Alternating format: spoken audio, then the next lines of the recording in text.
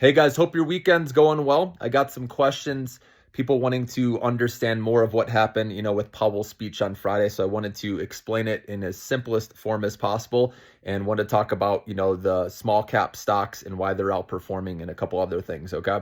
So first off, the Fed has their dual mandate, which that is inflation, right? One side of the dual mandate is bringing inflation down to that 2% target, which I've talked about for years, okay? And then the other side of the dual mandate is jobs, right? Keeping a healthy labor market, keeping people employed, right? And having that unemployment rate stay below 4.5%.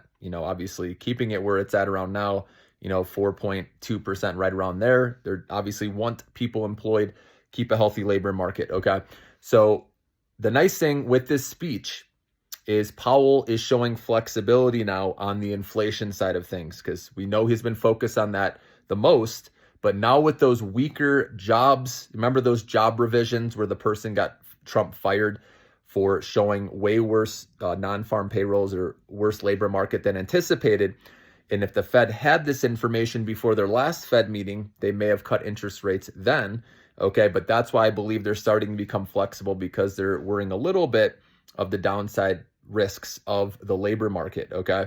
So some people may consider this hawkish, but overall it was a dovish Fed because of what Powell implying that he thinks the inflation will be transitory. So it's not as much of a concern as it was before. So for example, we have a PCE inflation report coming out next Friday. And while it still will matter, it's not going to matter as much because Powell has made it clear that he's okay, right, seeing elevated inflation for a bit because he does believe it's transitory, which means it will go away with time. He thinks it's a one-off thing because of the tariffs. And we know Trump is working out deals, right? Like Canada stopped the retaliatory tariffs, the European Union, while it's at 15%, still it's a lot less than people thought it could potentially go up to. And I think over time, Powell made it clear that he thinks it'll be transitory with inflation. So that's good that he's focusing now on the jobs market. Okay. Now for me, at some point, we all know artificial intelligence is replacing jobs. So you've heard me say, I expect jobless claims, right, and the unemployment rate to go higher over time, unfortunately. Now, this could be a problem at some point down the road, but not yet because consumer spending is still holding up. And remember, 50% of all consumer spending now comes from the top 1% of the wealthy. And that's why those numbers, the data that comes out, are going to be okay because of the properties people own that have made a ton of money on real estate and a ton of money in the stock market, and baby boomers passing this money down to their kids. And there's home equity lines of credit people can tap into if they need money, buy now, pay later. And so this is going to keep people okay, in my opinion, for probably 2 to 3 years. I think this bull market run could probably last that long, okay? If everything goes well, if no black swan event comes out, obviously, right? That's where it usually comes when we least expected something big, right? Kind of like the pandemic. Let's hope we're done with that, right?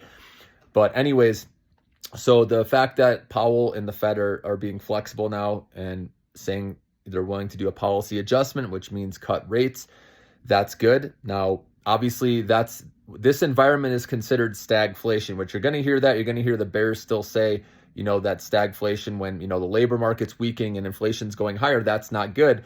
But remember, when there's people on the sidelines still, that means the market can go higher, right? That's just the truth. You want to buy when everyone's bullish, that's when, we could be at a top. But there's going to be people still hating on this rally, and money just started coming back into the market. And I really do believe, things are going to, go higher, especially with the small caps. Looking at the charts, guys, the small caps look like they want to outperform now after many years of underperformance. We know Tom Lee has talked about small caps outperforming, and I think it's finally going to happen here going into the end of the year. And maybe we actually have some surprises now if the PCE inflation report on Friday, next week comes in lighter than expected or in line. People will be like, okay, it's not as bad as we thought, and stocks can continue to push, right? And maybe the labor market, it comes in a little better than expected. So that's why now they can become positive catalysts. And if PC inflation does come in hotter than expected, it's not as big of a deal as before. Now that Powell has said, that he's okay, that he thinks it's transitory, it's okay if it's elevated for a little bit. So it will help a little bit, okay? So I want to make sure that's clear. Now, obviously, in a perfect situation, we'd have inflation coming down and a healthy labor market, and hopefully we can get there eventually, and then that's when stocks will obviously continue to rip. Maybe it'll be towards the end of the year when seasonality kicks in, where we can really, do well. I do think we'll end the year well. And the small caps, they're riskier, obviously. They're more volatile. So understand your risk tolerance. But I do believe these are going to outperform because of their underperformance compared to the S&P, for example, for years.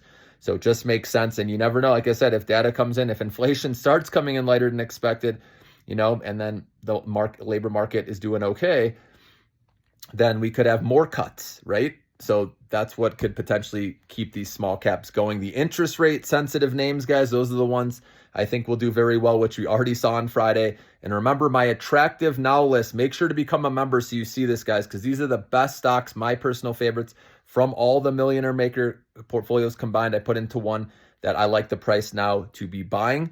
And so, like I said, the small cap ones are the ones I believe have more upside. And we can make a lot of money here, guys, going into the end of the year. And obviously becoming a member, you have access to so much more, as you guys know. And it's tailored to what you want to see with what videos you want to see.